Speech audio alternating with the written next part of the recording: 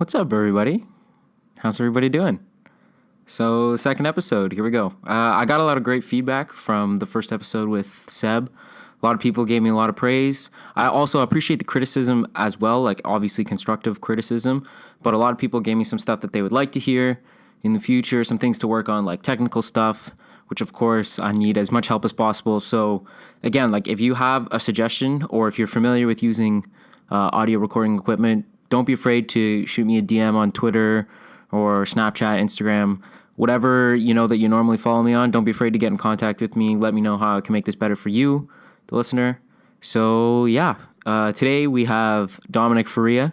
So I recorded this episode a while back as well too. This would be in the month of August. So unfortunately, all of your suggestions I cannot input into this podcast, but I am about to record one with Alex Wozni. For those that are familiar in Ottawa, people that are listening back home in Cambridge probably aren't familiar, but he's a great guy. I'll give him a proper introduction on his episode. But anyways, so Dominic Faria. Dominic is a meme lord. He's an internet savant, and he's probably my best friend.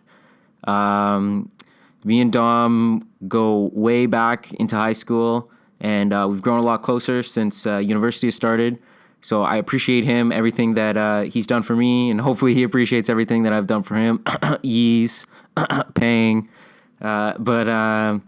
Anyways, yeah, so Dom has a very, for those that haven't met him, has a very eccentric personality. He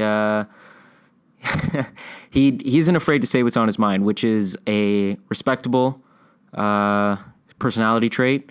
But for some people that might be a little aggravating when he just blurts things out and doesn't really explain his position. But I think he does a great job of that here. You know, he goes into detail of why he thinks memes are so important, especially some of the bad things about memes. Not really the bad things, but some of the issues that people have with memes. You know, memes about suicide, for example. So some of these darker sides of the internet that a lot of people look at and they aren't too comfortable with. But we go into detail on that here, talk about memes' importance in society, the importance of comedy in society, and all the other stuff. So anyways, give it up for Dominic Faria. Okay, so I'm here with the meme lord himself, Dominic Faria. What's going on, Dominic? How's it going, Lucas? Can I call you Lucas or Malami? Whatever you want, it doesn't matter. You can call me whatever you want. Great. So Dominic's probably, I would say, my best friend. Congratulations. Holy shit. You've earned that title. And I would consider him a meme lord. He knows a lot about the memes. I do. He is meme worthy. He is a meme, you know. You're more of a meme than I am, but sure, that's fine. So when did you really start getting into memes? I know like they've been popular for a little while now, but you can kind of throw it back a little bit. I would say as soon as you start getting into like the internet community, yeah, and not like that I'm a creator or anything like that, but as soon as you start having a solid, like when you start following a certain YouTube creator, for example, yeah. And you get really attached to them. You start going to the comment section after every video. You see like the same people commenting, and you see these little jokes that they're making, right? Yeah. And like that, I would guess that's like the first meme. Like a meme isn't really just a JPEG image or a small GIF. It's any sort of reoccurring joke, right? Yeah. That becomes a meme. Yeah.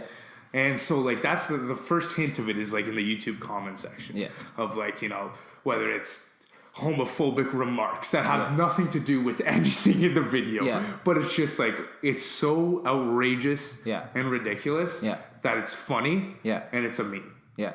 And so that's like the first little bit. And I was probably like 14, 15 looking at like a Pokemon YouTube video and someone says something about Pikachu having sex with Misty and it's like, what the hell is going on? But yes, I've watched it. So did you find that like YouTube was like your first platform for doing that? Because I found for myself like it was really Facebook. Like I remember the Facebook account Seymour. I don't know like if you remember that or you're familiar with that, but like they posted a ton of memes back in the day. that like I don't even know if the page still exists, but like Facebook was probably the first place that like I found memes instead of like, was it YouTube for you? Yeah, no, like I'd say like if we're like picture memes, like the text above, picture text below, it's probably Facebook first. And then from Facebook, like you always hear like the real hardcore meme people are like Reddit, 4chan, right? I was on Tumblr, way back when like it was like 1,000 to 2,000 people, and that's like the first time I've seen memes was actually on Tumblr. Then it was Facebook, and from Facebook I went to 9gag. If you've ever been on 9gag, I've heard of that. It's just, for me, it's really simple. Like I can't get into Reddit because Reddit, it's like this tiny text. And there's nothing to like visually enjoy. You actually have to be a part of the community just to get into it. And so like I've been on like Reddit Space Dicks, just a really gross, funny page. But other than that, like not really. But 9gag was nice. It's like you click the hot page, all the memes are there. Scroll down. Once you get through the hot page, which is normally like the normie memes, you go into the fresh or trending, and that's where you get to see some like the hardcore meme page that's just like disgusting. So what are like some of the earliest like memes you can remember? So for myself, it's like the classic, the baby in the white shirt. I think he has like a green coat. I can't even remember what he's wearing, which is insane. And he has that fist, and he just like that Success proud kid. face. Success kid. That's probably the first one. And then you got the troll face, all those ones. Trying to remember some more earlier ones. There's that douchebag. This guy. Right? The guy just poking his head. There's good guy Greg. With the blunt in his mouth. All of the Rage Face comics. Hold on. There's Dos Equis guy. That's where it's like real media becomes meme media. Who else? Dom's just pulling up some old ones on his phone. Sorry. Like, I mean, you're talking classic. There's like old as like Kermit the Frog's even old at this point. Impossible face. One does not simply revival memes. The guy from Lord of the Rings. Sean Ben. Sean Bean. Ben. The super high dude. Can I get 2 large or medium pizzas?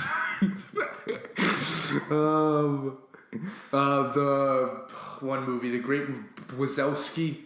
Isn't it The Big Lebowski? The Big Lebowski. Am I the only one around here? There's the Pepperidge Farm, remembers? It's like a Family Guy meme. I guess like those are the old ones. And that's like the classic meme is that picture text, right? And it's just because it's like, it gives it a format where like my mother could read it. See, like memes now, you go on Instagram, which Instagram for me is my active finding memes, right? Twitter, you're going to find it. If we do classic, modern, new age, okay? That's the three memedom, okay? Classic is these images. Modern would be Kermit the Frog. What you find on Twitter, it's where like they'll get 20,000 likes and retweets. But it's just from white girls and you. Okay. And then there's Instagram, hot, fresh, right off of like the frying pan. They're disturbing and painful. It's a lot of the boneless. A whole bunch of like Timmy Thick. Do you know who Timmy Thick is? No, but I'm Timmy Thick is like 13 years old. Okay. And he's like, he reps being thick. So he wears like short shorts and poses in Instagram pictures. It's disturbing, but he's become a meme. And even he's kind of old, but like that's Timmy Thick. Like look at like that's what people laugh at. He's just a young kid that's showing his ass on Instagram. It's mind blowing. I love it. Okay, so let's we've kind of like talked about like a lot of terms here that like some people are not familiar with. It's okay. So we'll go over just like some basic terms that like even myself I'm probably not the most familiar with, and like we might not give complete definitions that some people who are listening to this they'll say be completely incorrect. Like these are totally wrong. I don't know what you guys are saying, but these are just our interpretation. If you have something else, you can leave a comment or whatever, and then we'll look at that later. But so we'll go like living meme. So what does a living meme mean? If you were to put a definition to it, it's someone that mostly owns the meme. So they've become. So you get joked at, okay? Like living meme and H3 right, is different. It's the same, but like for example, you're a living meme in our group, okay? We make fun of you about something, okay? And it's not like this painful thing that actually hurts you. It's a funny, like you say something stupid. Then we repeat it back to each other and realize that's hilarious. And so then it becomes a meme for the next 2 to 3 weeks. And if you embrace it, you are then a living meme. If you fight it and try to distance yourself from being a meme, if you're too good for the memeage, then you're not a living meme. You're a piece of crap. Okay? You want to be a living meme. And then there's, of course, like legendary living memes, like everyone that H3 talks about. SoFlo Antonio, Joey Salads. Those are like living memes. And like whether it's intentional or unintentional, they can't get away from being a living meme because everything they do can be so criticized and so nitpicked that like it's insane. And that's them being a meme. No matter what, no matter how serious Joey Salads tries to be, how politically incorrect he's trying to be, everything becomes ridiculously funny. And it's mostly because H3 pulls it apart, right? Like if you watch a Joey Salads video without H3's commentary, and if you don't watch H3, you'll be like this guy's like trying to actually start some racist shit, right? But you won't find it funny. You'll find it like sick. As soon as you watch H3's video, it becomes so lighthearted, and it almost takes away from the fact that Joey Salads is kind of a really bad guy for what he tries to do, right? Like I get it, everyone hustles and everyone tries to make their money. Joey Salads makes money off of YouTube from all those views that he gets. But he brings up like an actual racist doubt in most of white America, and that's bad.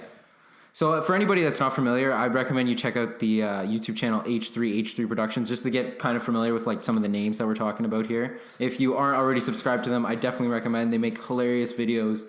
You need to watch them. They're top of the line. They're the best. So another term to go through is dead meme.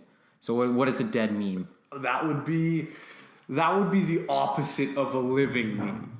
So a living meme is a meme that keeps on giving. No matter what they do, it's just like, holy crap, this is gold. Everything keeps coming up. A dead meme, it can be overused. Okay? It's easy to overuse a meme. So like Harambe. I had that example written down. Harambe is a dead meme. You can no longer say that and get a laugh. Out of someone who's been through looking at so many memes, right? It's just because either we've seen it so much, or it no longer, because it's not in mainstream media, it's no longer that funny. Like, and don't get me wrong, almost every meme can be laughed at still. It takes the perfect time. You can't throw up a rest in peace Harambe at a random time and get a laugh. It won't happen. But I'm sure like it'll come back again. Right? They do research. Okay?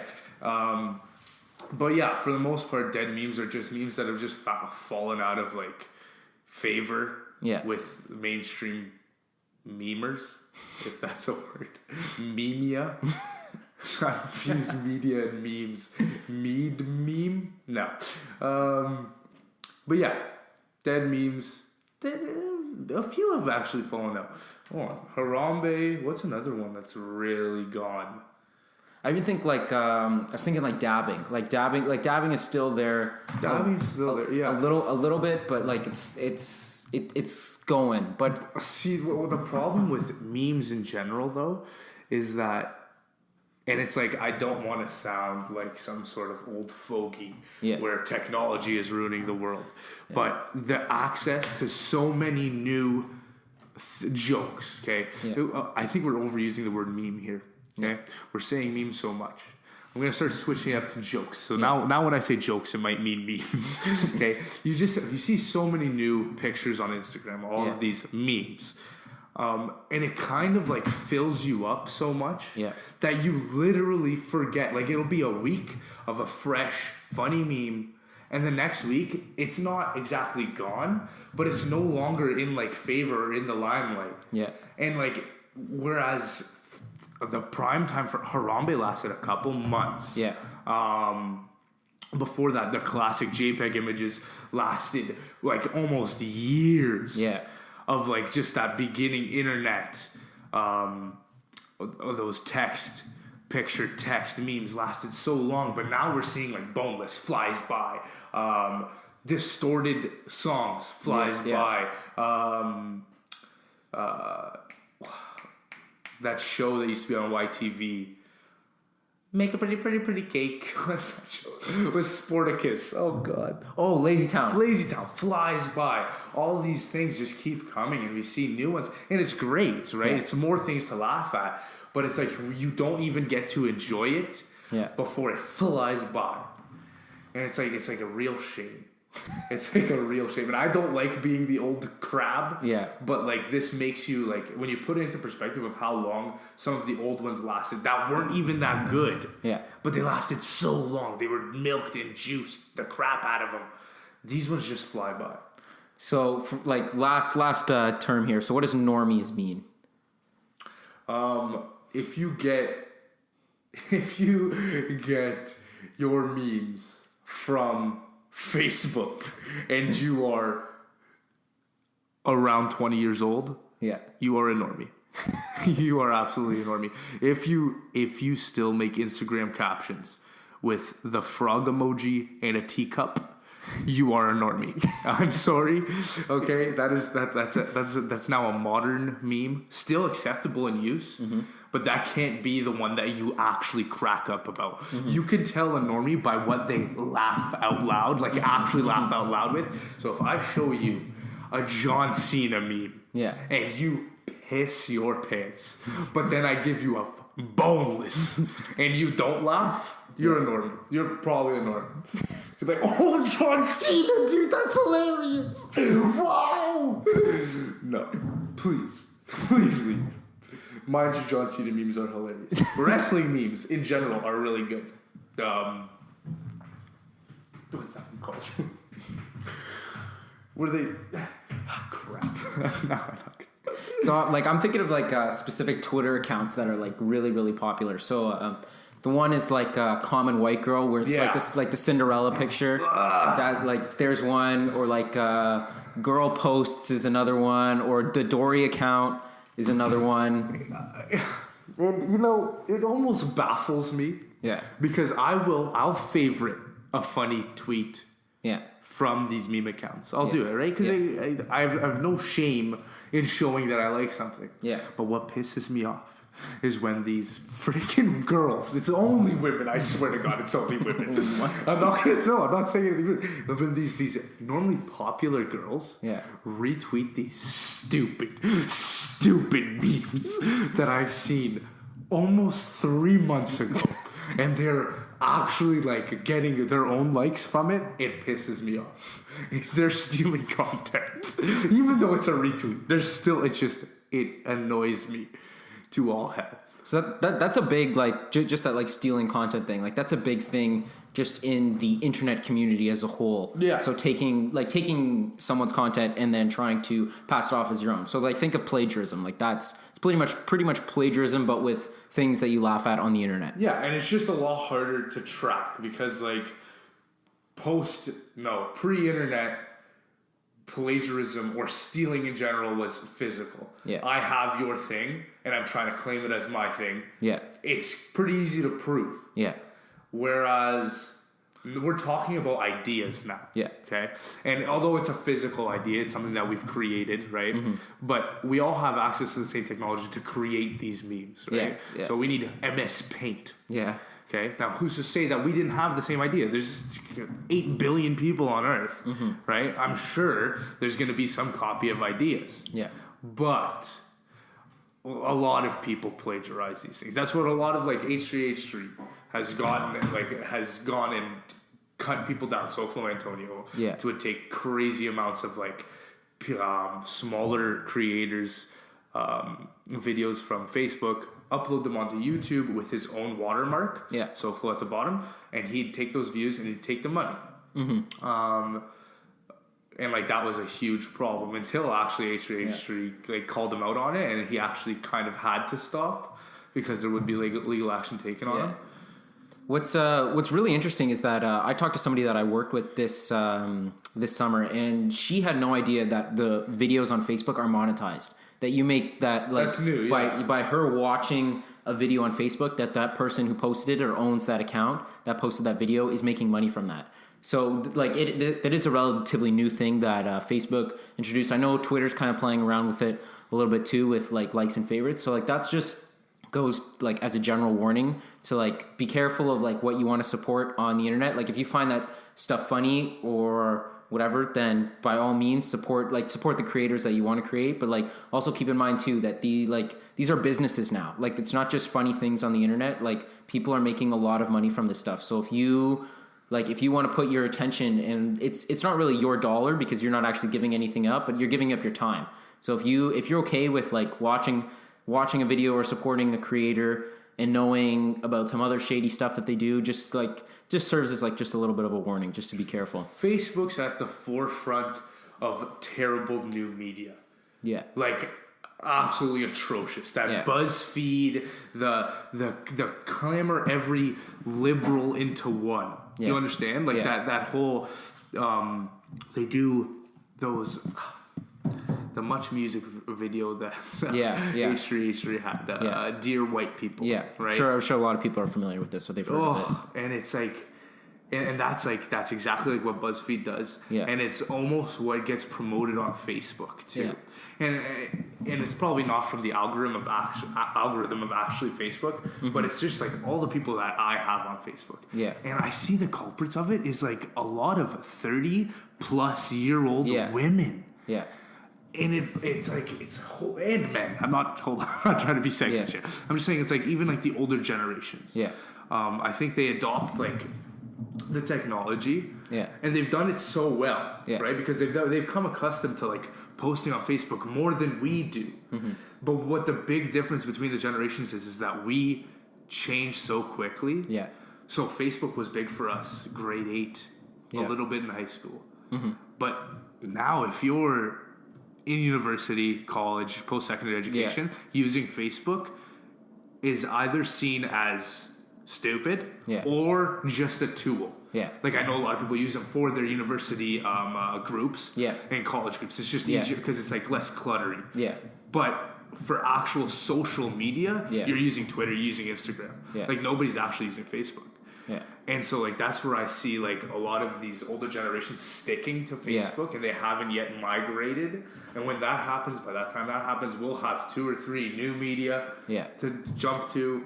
Like I'm sure if I were to try to explain to my parents that you can make a career off of being on YouTube or be like cuz they're like my parents are fully familiar with what YouTube is and what Facebook is and what Twitter is. But if you were to tell them that, Mom, I can make $100,000, $200,000 from posting YouTube videos, getting a lot of likes, getting a lot of favorites, and like I can buy a house with the money that I make from that. They wouldn't believe you.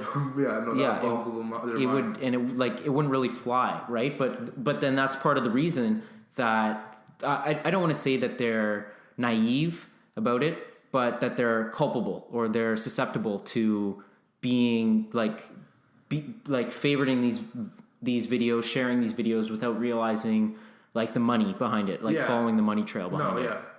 But I mean, like you're more warning viewers of like big company videos, right? Yeah. Like small creators or not even small, solo creators. Yeah. Who cares about giving? For sure. You know what I mean?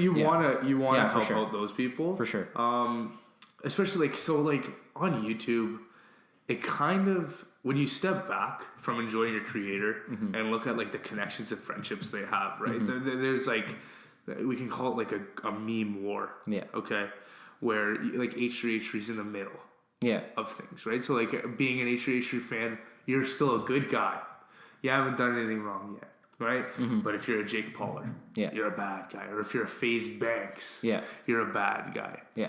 And that's almost like troubling. Like I see like the comment section on like YouTube videos gets like pretty hazy, dude. Yeah, it's ridiculous. Like you can find some real hatred because of who you watch. Yeah, and it's like you kind of want to know how much of it is real, right? Like no doubt H3 Productions are real people. Like they're very nice, kind individuals that clearly have nothing to hide. Yeah. But like every drama that comes up, these people are making hundreds of thousands of dollars because you decided to like either agree with one or agree with the other. And the biggest thing like on YouTube right now, it's kind of passing a little bit, but like for the past 2 weeks, 3 weeks is the diss songs, the diss tracks that people release. Millions of views. Don't get me wrong, I'm a culprit of this. Yeah. I absolutely adore these diss tracks. If they actually sound good, there's no shame in listening to them. Yeah. Right? But it is, like you said, it's very important to be well aware of like what the impact of your listening has. Yeah. Right? Because like for every... Not even every view. We can talk about like the physical money that he gets, but I downloaded God Church on my phone. I'll listen to it at the gym. Yeah. Somebody might overhear my song being played and ask, yo, what is that? Oh, God Church by Rice Gum. Yo, who's Rice Gum? That's a new viewer for Rice Gum. Yeah. That's an extra blank amount of money for the rest of that guy's career. Yeah. It's insane. Yeah. It's insane. And we can call them lucky. We can say like anyone could do that. I think that they're smart. They takes they know what they're doing. People. If they don't know what they're doing, the people behind them that are supporting them, that are funding them, someone knows what they're doing. So, like they didn't just luck into millions of subscribers. Well, I mean, like I think it starts with a little bit of luck, but to maintain it, it's impossible. Like again, and that completely stems from like attention span. Yeah, I think like the jump from like if you go from like 10 million subscribers to 15 million subscribers, you know what you're doing in that jump. Yeah, like you figured out how to work YouTube. You figured out like what kind of videos people want to watch, what YouTube likes to promote as well too, and they'll back you. You have investors now investing in YouTube creators. Yeah. They'll back you. They'll provide some of them even provide housing, like every kind of resource that you need. They'll give it to you, and you'll make a lot of money. Yeah. As most of these people, a lot of them really are young people. Like you don't see a lot of like 50-year-old, 40-year-olds even. It's usually like 30 below. Even you can even go 40 below. Yeah. Well, I mean, I guess Keemstar's pretty old. Yeah. But they all started fairly young, right? Yeah. And then it's just these people that have maintained. Yeah. I think what really leads to the popularity of this kind of stuff is like it's almost like a reality show. Yeah. Okay. So when you watch a show, after watching the entire series, you look back and look at like all the connections that these people had between the show, whether it was scripted or unscripted, right? You get to think of like Supernatural, for example. Okay, this is a show that I watch. It's about angels and demons, and you look at all the friends that the two main characters have made. They've made angel friends, demon friends, witch friends, monster friends, werewolves and vampires. And it's interesting to see all the sides, right? Like it's nothing's black and white anymore, right? In the show, it began like bad guys were bad guys and the main characters were the good guys. But by the end of the show, everyone is good and everyone is bad. Yeah. So now if you put that into like YouTube and really looking at the connections, PewDiePie, okay, love him, hilarious. Even for me, still, he's a good guy. Yeah. But he took a lot of shit for the Nazi jokes. Yeah. Right? Like a lot of shit. Yeah. And he's still taking a lot of shit. Yeah. People are putting him on like so PewDiePie had a problem with KSI a long time ago. KSI is the African American YouTuber from Britain. Yeah. Okay. Does like footballing stuff. And they had beef like a long time ago. Yeah. But as soon as KSI left the Sidemen, which was KSI's like group that he made of FIFA YouTubers, he left the Sidemen. Everybody started pitting PewDiePie with the Sidemen against KSI. Yeah. Or some sort of... PewDiePie got dragged into it for no reason. Yeah. And he also made like one video saying Jake Paul wasn't a terrible person. Yeah. And they had PewDiePie and Jake Paul versus KSI. Yeah. It was ridiculous. It just got stupid. Like, yeah, it's just really interesting to watch. It's almost like a scripted show. Yeah. But it's not at all. Right? It's not scripted per se. I mean, like, of course there's strings being pulled in the background, right? But it's just like, it's so much more interesting because you know these people are real, right? And just like the pull that they have behind them, like I'm sure you're familiar with this. Like at Jake Paul's house, there's the preteens that are just constantly outside of his house. That's that amazing. like I remember seeing a video that somebody either retweeted or favorited on Twitter of like a reporter asking these young kids like what do they think about Jake Paul and all the problems that he's had with the neighbors, and they're just spouting out like Jake Paul lines like dab on the haters. Like it's insane. Like they just like the fact that they love him so much, and like they're waiting outside of his house for hours just to hope to see like a single Have you sighting. ever been like absolutely in love with some celebrity? Not to that point. No, right? Never. Like, because I never point. understood that either. Like that was a big thing when we were like high school age with like Justin Bieber, right? Yeah. Girls would freak out. We'd see that kind of stuff on YTV or whatever, like kids channels where these girls have been waiting years to meet him. Yeah. And they finally meet him. But you've never been like that, right? No. That's weird to me. Yeah. Like, that's so weird. I think that's weird to everybody that sees it. I don't think that there would be a lot of people that just be like, you know what, that makes sense. Like I would do that too. Like don't get me wrong, there are people that I'd freak out if I met. Yeah. But like there's nothing that like it's kind of insane. Yeah. And like it even gives me anxiety to like I wouldn't be able to stand outside of Jake Paul's house without thinking that I'm a hoodlum and I'm gonna get arrested. Yeah. Right, just because of the other like interaction, like how many people are out there. Yeah. So like those kids have some balls. Yeah. Like it's it's gross. Yeah. Ugh. So why do you think that all this has become so popular? I know that like all of this is a broad term to use, but like memes, the YouTube creator stuff, why do you think that this has all become so popular? Even if you just want to focus on like just the memes, like why have memes become so popular? Because they're such a poignant form of art and expression that like had previously never existed before the internet. I think they're super inclusive. Okay? Yeah. Like, and I don't mean that. Like, if I show a normie a really new meme, they might not get it. So it's not inclusive in that way. It's that anyone can get into memes. Yeah. Right? For example, there's a lot of meme accounts on Instagram that I follow, right? And, like, you have no clue who runs these accounts. Yeah. Okay? There is no room for prejudice or racism. Do you understand? Like, I don't know whether the person that owns this account is black, Asian, white, Malaysian, like anything. I have no clue where they're coming from or what their prejudices are or what my prejudices are. Yeah. They post a meme, and if I like it and if I think it's funny, I follow them and I like the picture. Yeah. That's it. That's what I mean by inclusive. Yeah. So that anyone can get into it. Yeah. There's no front. Yeah. Okay? Another thing is that if you have access to a computer, which, mind you, don't want to sound like first world here, right? Like it might be difficult to have access to a computer, but for the most part, a lot of people have access to a computer. Yeah, that's all it takes to be to get into memes. Yeah, right. New media is a big part of it too. Yeah, the whole attention span thing's a big part of it too. Yeah. Right. Like nobody's gonna sit down to watch a half-an-hour TV show anymore. Yeah, or a 1-hour TV show unless it's like a really important HBO show like Game of Thrones, those kind of things. Yeah, nobody sits and watches TV for 2-3 hours a day anymore. Yeah, instead they on their downtime half an hour before X activity, they watch YouTube videos. Yeah. Or they scroll 9gag. It's quick. It flashes before your eyes. You get your laugh. Yeah. It's that instant reaction. Yeah. And then you're out. Yeah. I think that's why it's most popular. Mm-hmm. There's also like the argument that it pushes boundaries, right? You can get some real racy memes. Yeah.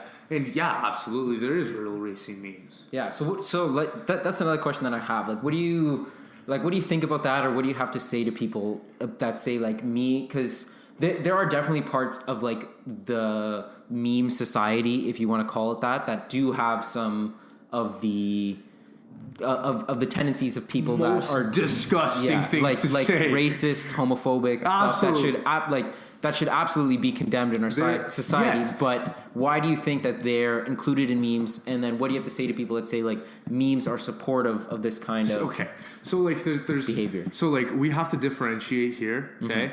With I know for some people it's difficult to hear that I say I'm not racist. Yeah. I am not prejudiced against anyone, but I can still make these jokes. Yeah. And there's an absolute valid argument behind that, right? Yeah.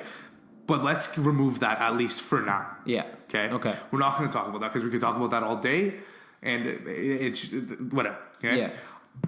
Now, saying that, I am not racist. I have no prejudices. Do I find some of the racist memes funny? Yes, and and it doesn't make you a bad person. Okay. And I think I get why people say it backs it up. Yeah. Okay. This was a big thing for PewDiePie. Yeah. PewDiePie made a joke about Nazism. Okay. And even he didn't realize the gravity behind his words. Okay. Yeah. So he made a joke about Nazism. Every one of his viewers knew it was a joke. Yeah. Okay? Everyone with common sense knew it was a joke. But you know who doesn't have common sense? Nazis. Yeah. So Nazis took his words and used it as propaganda to say that the most popular YouTuber on earth is also a Nazi. Yeah. And so it's shitty that someone's words, no matter the context, can be taken out of it and used in a bad way. Yeah. That is shitty. But I still think that context is the most important thing. Yeah. I am a firm believer that you can almost say anything and it can be a joke. I don't think there is a line. There are the line is ever changing. Yeah. The line depends on your audience. Exactly. And unfortunately, that's a huge unfortunately for internet, your audience is everyone, right? Yeah. So like that's the problem. But people need, I don't want to say people need to have harder skin. Yeah. Because it's a bit rude to say, but it's like you have to understand that if you're viewing this and you're offended, there are 3 million other people that saw this and aren't. Yeah. Right? So like if the creator needs to think about everyone else, the viewer needs to think about everyone else too, is what I think is really important, right? So something that you're offended by is not offensive at all to someone else. That doesn't mean that you're stupid. It just means that be offended, but don't be stupid offended. Do you understand? Yeah. Yeah. So yeah, no, I don't think there's nothing that you can't say. I love all memes. The harsher the better. The harsher the better. And I think like I will be less inclined to laugh at a racist meme than say a meme that I have the same disability with. Yeah. Do you understand? Yeah. So like if it's a meme poking fun at European people. Yeah. I'm of European descent. Yeah. So I'll laugh harder at that than a black joke meme. Yeah. Okay? I will laugh harder at like a depression meme than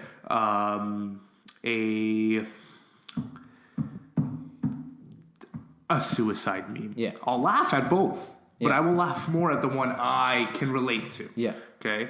And so, like, you also have to think about it like that. These people may be laughing at your Horcrux, the thing that you can't speak about. Okay? Yeah. So, like, say you've had thoughts of suicide. Yeah. And so every suicide meme to you is the most disgusting, deplorable thing you've ever seen in your life. Okay? A lot of people laughing at them have also had thoughts of suicide, dude. Yeah. Okay? I get it. You might not be able to handle it. Close the computer and leave. Okay? Close the computer and leave. Don't ruin everyone else's fun. Yeah.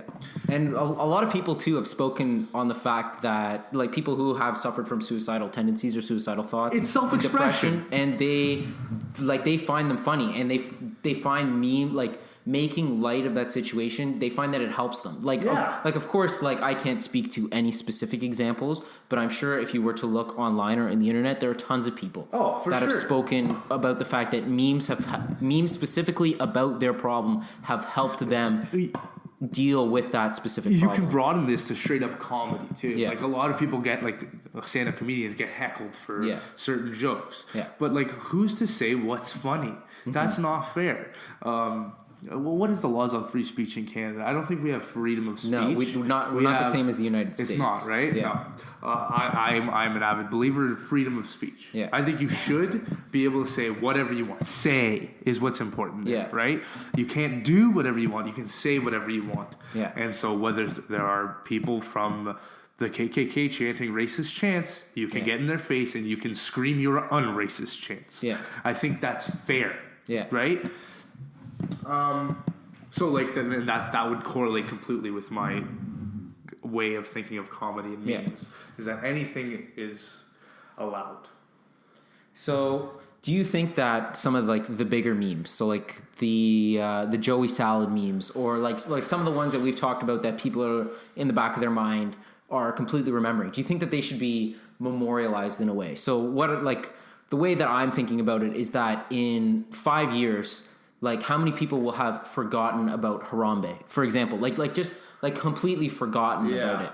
But like that was a huge part of like internet culture for like you said, like months on time. Like that helped form the next set of memes. Like I feel how I feel about memes is that memes grow off of one another. So as soon as one meme dies, another one blooms. Someone gets an idea from that meme that they then make another meme. The boneless meme came from distortion meme. Yeah. So like distortion is like the video will be right, and so that's where the boneless meme came from. It was just two guys talking. Hey yo, could I get a boneless pizza? That's where the boneless meme came from. I get what you're saying. Yeah. Should they be memorialized? Yeah. No. I don't think so. I think I complained about like how quickly they come and go before. And there is something to say about that, right? I think we'll all remember our like favorite ones forever. But them coming and going so quickly is bad, like I said it was before. Yeah. But it's also so nice. Yeah. It's like how much further, how many new stupid things can come out of our heads. Yeah. Right? And it keeps it so fresh. It's I don't think it's sustainable. Yeah, right? I think eventually. I think we'll run out of memes. Crash. You think we'll run out of memes? I don't think we'll run out of memes. I think memes will crash on themselves. Okay. I think we're inflating.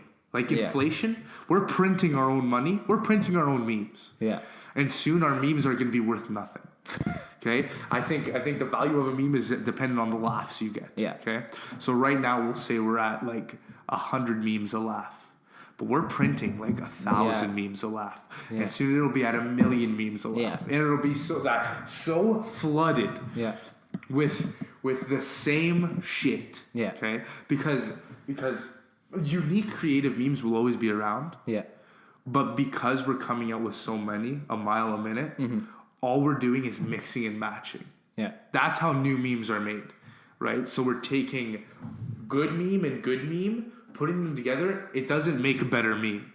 It makes shitty meme. It makes like, you read it, you look at the guy that posted it, and you block the guy that posted it because you're like, okay, this guy's literally just taking two like funny things, trying to shove them together. 2 plus 2 does not make 4. Yeah. No. 2 plus 2 makes fish. You heard that? Yeah. Jesus. No, so yeah, I think eventually, I don't actually think we'll run out of memes. I just think it'll implode on itself. So like all these avid memers will get so tired of having to dig through piles of shit to find gold that they will almost give up on memes. Memes will die one day. They'll come back again after. Yeah. It'll be a life cycle, but they will die. I'm sorry. That's you know what? That is a scary thought to think of, because it's like it's become such a huge part of like my life and obviously our friend group that like I don't know what. I think like, new media in general will die. Yeah. I think YouTube will die. Yeah. Not within our lifetimes, but not within our usage period. Yeah. So I think eventually we'll outgrow YouTube. Even like us. Yeah. And I don't mean outgrow YouTube as in like, oh, Keemstar's stupid. Like this is, I don't ever want to hear his voice ever again. No, I think we'll stop using that platform. Yeah. To get our daily content. And we'll use something else. whether it's something else or because of the society that me and you, I'm talking like Cambridge. Yeah. I'm talking Cambridge, I'm talking Portuguese. Yeah. We're adept at using the news. Right? Like it's a hard, it would be hard pressed for us to move out of our parents' house. Yeah. And not have a TV and cable. You know what I mean? Yeah. Like a lot of people in like LA. Yeah. They get all of their entertainment from their phones, from completely YouTube, from that, internet. like completely internet based, right? Like cable TV is like a dying platform. Yeah. I'm saying for us specifically, it's not dying. In like these small, it's not even a rural town. Yeah. It's just more of a X amount of generations in Canada. Yeah. Do you understand? Yeah. So like this is we're second generation in Canada? Yeah. Yeah. So like it's like fourth and fifth that are completely erased from like the TV. It was just because these are such precious commodities to our parents. Yeah. You understand? Yeah. Like they grew up without these things. So they're not gonna let them go. Yeah. And so we grew up with them and how precious they were to our parents. Like it was in our head that like the TV is like some amazing feature of technology. And so it's still in my head. Even though I know I don't enjoy it and I won't watch it, I will end up paying a TV bill for the rest of my life and not using it.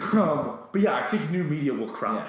Because it's kind of amazing to think about like that. How you spoke about like our parents. Like my mom still does not own a cell phone, and I don't think she ever will. I honestly don't think she ever will. No. There might be a point where like an emergency flip phone. Yeah. An emergency flip phone, or maybe when she becomes retired and like she literally has nothing else to do, and she just like wants to learn how to do new things. But even her, like she's still like she's slow on a computer to type. You know, even though her job revolves around using a computer, she's still slow on a computer to type. Still uses the home phone to call everybody. She has like a work email, but not a personal email. Like she's 53 years old, my mom. So like, and I don't see these things. Like maybe I'm wrong, and like I said, like maybe when she retires, she might pick up on these things. But I don't see it. I just think that she will live her life and die, God rest her soul, when it happens, that she will not use the internet in the same way that we do. She just never will learn. And she doesn't have the desire to learn either. Like she appreciates the internet. That's the big difference though, right? She appreciates YouTube. She appreciates being able to Google things at work like everybody else does. But it's not a necessity to work. But it's We've grown accustomed to it being necessity. Yeah. I think that's something that's pretty amazing. Like there are like I feel sorry for the people that want to use Google but can't. Yeah. Okay, so I'm sure there are a lot of like young people that can't afford computers, and so that's terrible. Yeah. I think problems arise when you know of something that could help, but you can't get the thing that could help. Yeah. Whereas our parents know of these things, but they don't give a fuck about them. Like it doesn't actually like their life doesn't revolve around that stuff. Is that good or bad? Whatever, as long as their life continues, right? Like if it doesn't affect them, it doesn't affect them. I think the way I'm brought up, because it does push me to old media, right, makes me push myself to new media more. Yeah, right. It's like you want to like let go of like old shit. You're like, okay, please get out of my head, mom. Yeah. Come on, dad, get out of my head, right? So you push yourself to like almost like be as new as possible. Yeah. I don't know. I mean, this was memes memorialized. Wasn't this that question? Yeah. Shit.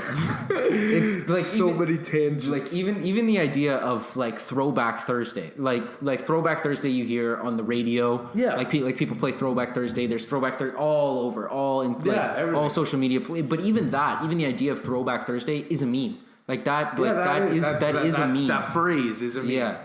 So like even like the idea of throwing it back to a time earlier, say for example for memes, like if 5 years from now we have a Throwback Thursday of different memes, but even the meme of Throwback Thursday can die. Like Throwback Thursday has been going on strong for a while, and it has become such a strong part of our culture. Like, when will people stop saying Throwback Thursday? Yeah. But it's been a while and it's still kicking. But like you have to imagine that at a point in time, that too will die. People will just stop saying it. Like, yeah, I don't know. Yeah. I mean, when does it jump from generation to generation? Like, you as a father, are you going to tell your kid, like, so you have an Instagram, right? I have an Instagram. Most people have an Instagram. Yeah. When you have a kid, will you delete Instagram posts? Like, you don't have any bad ones. That's not what I'm saying. But I'm saying you have Throwback Thursdays, right? Do you have any at all? Yeah, a few, yeah. Right? Okay. Yeah. So you showing your 6-year-old son, okay, Lucas Jr., your Instagram, okay. Now you scroll back 10 years, okay. So like this is already something that's like a feat. You scroll back 10 years and you see #TBT. Yeah.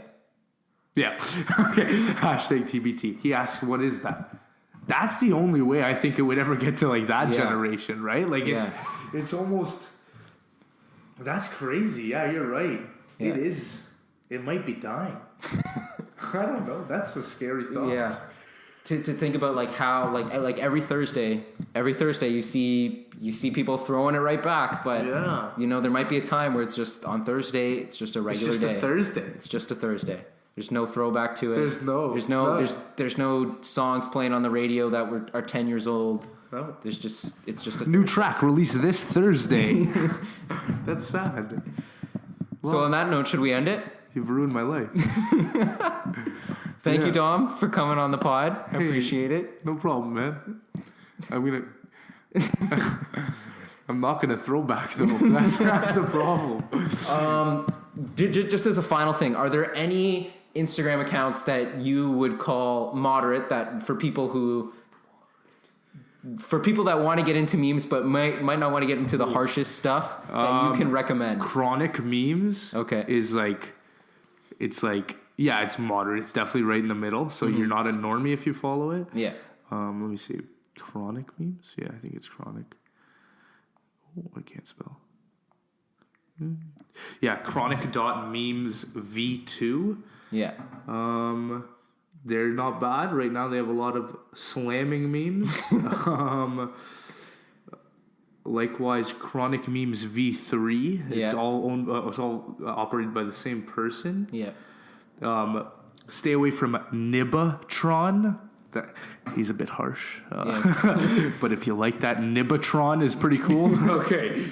Yeah, that's about it. Okay, sounds good. So, Dom, once again, thank you very much for coming on. No problem. Appreciate you dropping some knowledge. Love you. I love you too, man. Okay, see you guys later. Thanks. Bye.